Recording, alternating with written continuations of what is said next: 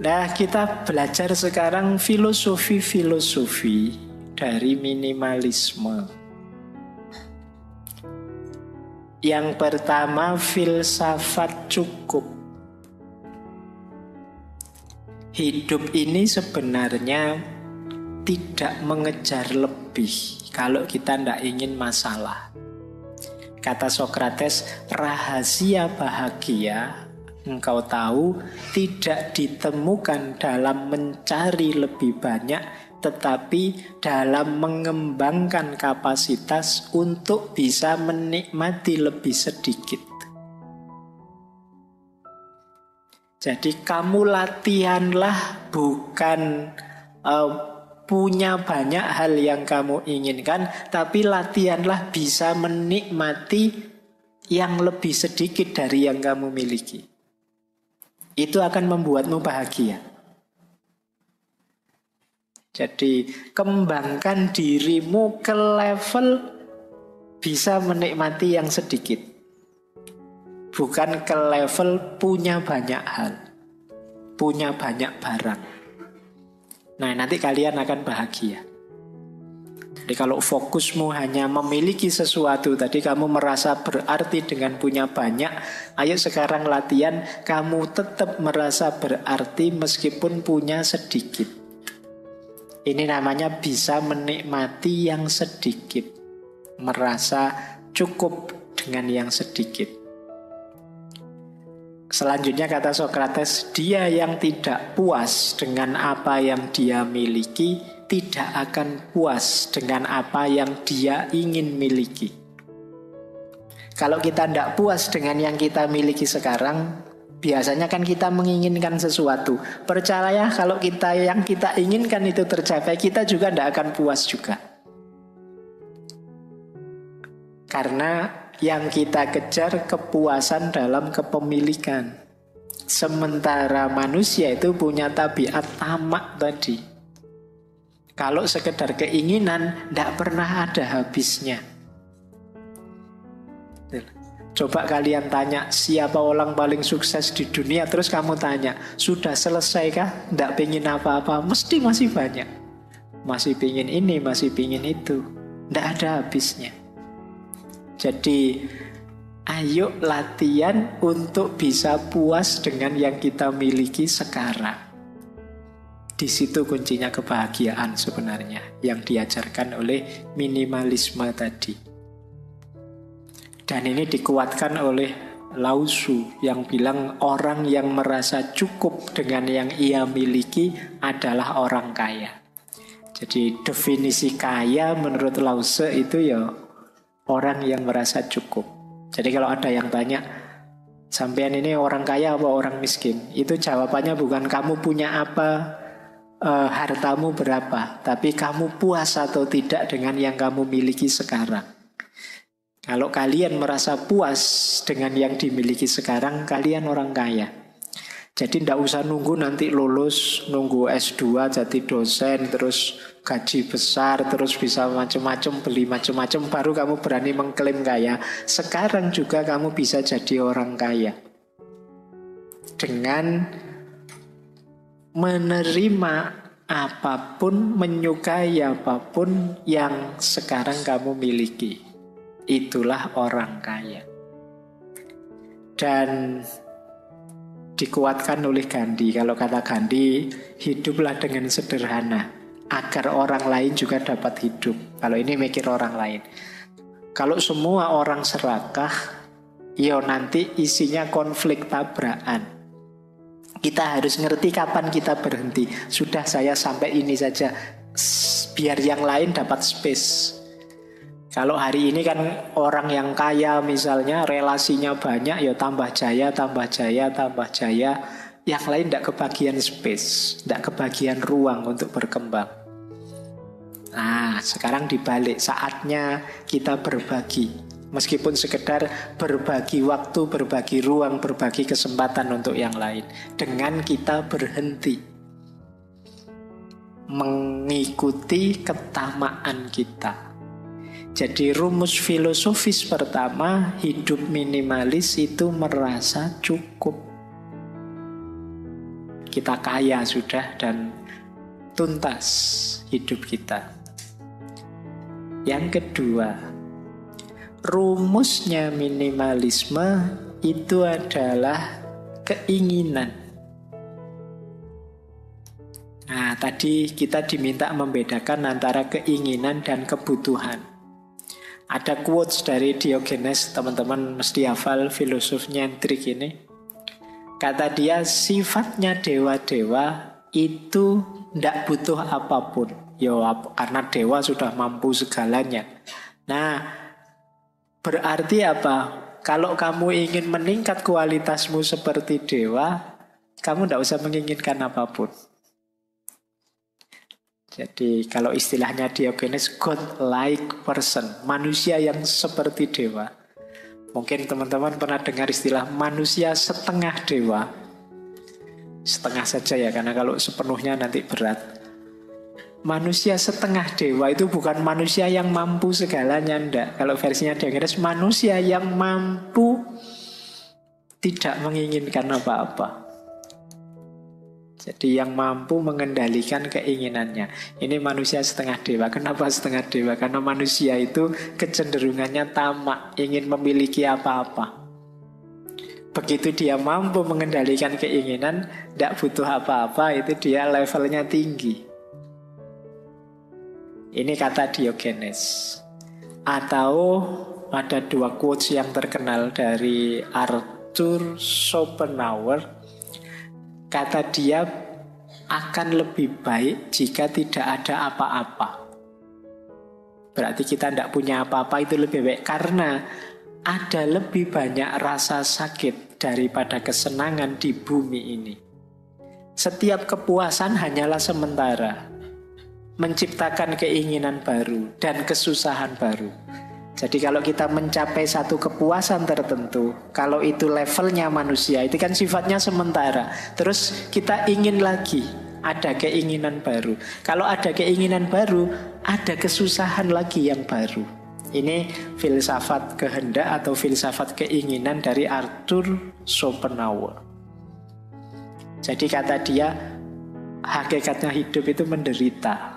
Kenapa? Karena kita menjalani hidup dengan dasar keinginan. Orang ingin ini kan sakit.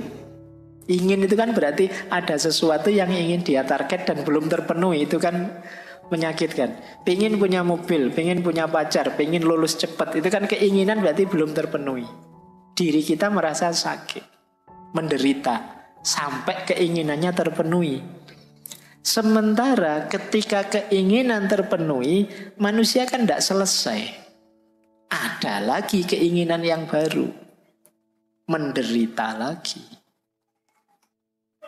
Sekarang teman-teman mati-matian ngejar biar lulus cepat misalnya. Begitu wisuda lulus, apa selesai? Kan enggak. Ingin segera dapat kerja Pak, ingin segera ketemu jodoh Pak, ingin segera ketemu jodoh bener nikah. Apa selesai urusanmu? Masih panjang ceritanya, masih banyak keinginan-keinginan yang baru. Jadi hidup ini rentetan dari keinginan ke keinginan. Sementara keinginan itu sesuatu yang menyakitkan. Berarti hakikatnya hidup ini ya penderitaan. Itu versinya Arthur Schopenhauer. Padahal bahkan di balik kesuksesan, di situ ada penderitaan. Kalau kalian mengalami sukses tertentu, jangan lupa ada sisi penderitaan di situ. Baik penderitaan dalam proses menginginkannya maupun mungkin ada hal-hal lain. Di situ ilustrasinya Arthur Schopenhauer, penderitaan hewan yang dimakan selalu lebih besar daripada kesenangan hewan yang makan. Nah ini maksudnya apa? Ketika kita menaklukkan sesuatu, itu kan ada yang ditaklukkan. Kita menaklukkan itu menang, senang. Tapi yang ditaklukkan ini rasa sakitnya lebih besar daripada senangnya kita yang menang. Jadi logikanya orang hidup kan kadang pakai logika kalah menang. Padahal kita mengejar kemenangan sementara kita lupa Saya mengejar kayak tadi, lulus tercepat terbaik. Wah, kamu mati-matian nilaimu A terus. Kamu nggak pernah memperhatikan, ini loh temenmu E terus nilainya. Dia pontang-panting ngejar kamu nggak bisa-bisa. Dia kalah terus. Nah misalnya. Nah ini kan hidup yang kalah menang. Penderitaan yang kalah itu jauh lebih besar daripada kesenangan yang menang. Kenapa kesenangan itu kecil saja? Karena kesenangan itu melahirkan keinginan yang baru. Tidak lama terus jadi penderitaan. Nah ini gayanya Arthur Schopenhauer. Berarti apa kuncinya bahagia? Kalimat pertama itu. Kalau gitu ya lebih baik tidak usah apa-apalah. Tidak usah ingin macam-macam. Nambah masalah. Nah itu dasar filosofinya minimalis. Oke, saya lanjutkan. Nah, ini beberapa juga saya ambil dari stoikisme. Banyak orang tadi saya bilang mengaitkan minimalisme dengan stoikisme. Karena memang gagasan-gagasan stoikisme itu banyak yang relate dengan minimalisme. Misalnya itu ada kalimat dari Epictetus, kekayaan itu tidak terdiri dari memiliki banyak harta, tetapi memiliki sedikit keinginan. Nah ini tadi sudah dijelaskan ya, cirinya orang kaya. Terus kebalikannya kata Seneca, bukan orang yang memiliki terlalu sedikit, tetapi orang yang menginginkan lebih. Itulah miskin. Selama kita masih ingin macam-macam dan belum keturutan, sebesar apapun harta kita, kita hitungannya masih miskin. Terus kalau ini Marcus Aurelius, energi dan waktumu sama-sama terbatas. Jadi jangan sia-siakan mereka pada apa yang dilakukan, dipikirkan, dan dikatakan oleh orang-orang yang tidak penting dalam hidupmu. Jadi ini berhubungan dengan hubungan kita dengan yang lain. Tadi kan saya bilang awas salah persepsi, minimalisme itu tidak hanya barang, termasuk juga orang. Kalau di antara keinginan kita adalah disenangi semua orang, dipuji semua orang, dan kita mati-matian menuju ke sana, kalau versinya Marcus ini ya kita sedang memboroskan energi dan waktu kita. Eman-eman. Ayo kita gunakan saja untuk yang manfaat. Biarlah ada orang tidak setuju, tidak suka, asal kita yakin ini baik kok. Asal kita yakin ini sudah benar menurutku, jalan saja. Kenapa? Ya kalau kita ngeladeni komennya orang, kata-katanya orang, tidak ada habisnya. Tidak mungkin semua orang seneng. Tidak mungkin. Pak, saya lihat ngaji filsafat itu kelihatannya seneng semua. Iya, viewernya sedikit. Yang tidak seneng tidak ngomong, males, apa, tidak berpengaruh. Jadi tidak mungkin semua orang seneng. Pasti ada yang tidak seneng. Ya kalau ngaji filsafat mungkin yang tidak seneng tidak ngomong juga, tidak keluar juga. Ya mereka tidak seneng gitu aja. Jadi tidak usah fokus ke sana. Kalau mikir ke sana nanti jangan-jangan waktu dan energimu habis untuk yang tidak penting. Pernah enggak kalian habis posting sesuatu terus bolak-balik kamu tengok yang nge-like berapa ya? Yang sudah nonton view berapa ya? Kalau kamu sering begitu ya kemungkinan energi dan waktumu habis. Sudah, kalau kamu anggap postinganmu penting, posting saja. Selesai. Terserah orang apresiasi atau malah buat kontroversi, ngeritik, ya monggo saja. Tapi saya tahu yang saya posting ini baik. Nggak usah ngukur komentarnya orang dan lain sebagainya. Nah, ini nasihatnya Marcus. Bersih-bersihnya juga, ini termasuk contoh bersih-bersih orang lain yang nggak penting. Maka dilanjutkan oleh Markus dengan memprioritaskan hal-hal yang tepat, keluarga, teman, usaha, kesejahteraan, engkau akan menemukan kepuasan dan harmoni. Jadi kalau tadi sudah bersih semua, barang yang tidak penting, teman yang tidak penting, situasi yang tidak penting sudah bersih, di situ kita ketemu harmoni dan kepuasan dalam hidup. Nah, baik. Ini filosofi selanjutnya. Nah, filsafat minimalisme lagi berhubungan dengan menemukan yang lebih hakiki dan berguna. Jadi tadi intinya kan ini sebenarnya, kenapa sih harus dibersihkan, dibuang, diseleksi, dibagikan?